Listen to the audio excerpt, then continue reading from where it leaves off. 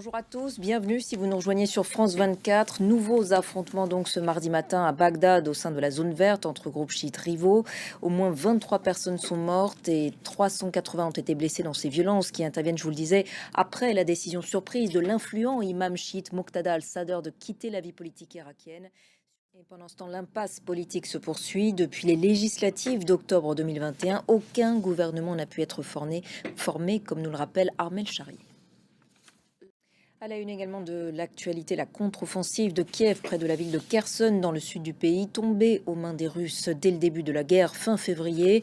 Selon la présidence ukrainienne, des combats intenses s'y livrent ce matin dans la quasi-totalité de la région que Kiev est donc bien décidé à reprendre. Et par ailleurs, les bombardements russes se poursuivent sur la ligne de front du nord au sud, à Dnipropetrovsk dans le centre, Mykolaïv dans le sud ou encore à Kharkiv dans le nord-est.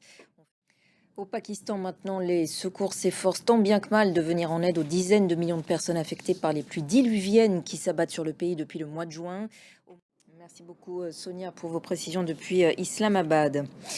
En Angola, maintenant, l'opposition a annoncé ce matin contester les résultats des législatives qui ont donné le MPLA au pouvoir depuis l'indépendance, victorieux de justesse. Conséquence en tout cas de ce résultat officiel du vote, Juan Lourenço doit entamer un second mandat. Kevin Battista.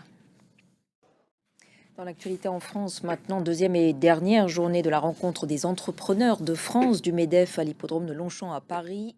Merci beaucoup Julien pour toutes vos précisions. On vous retrouvera dans nos prochaines éditions. Et c'est la fin de celle-ci. Merci de l'avoir suivi.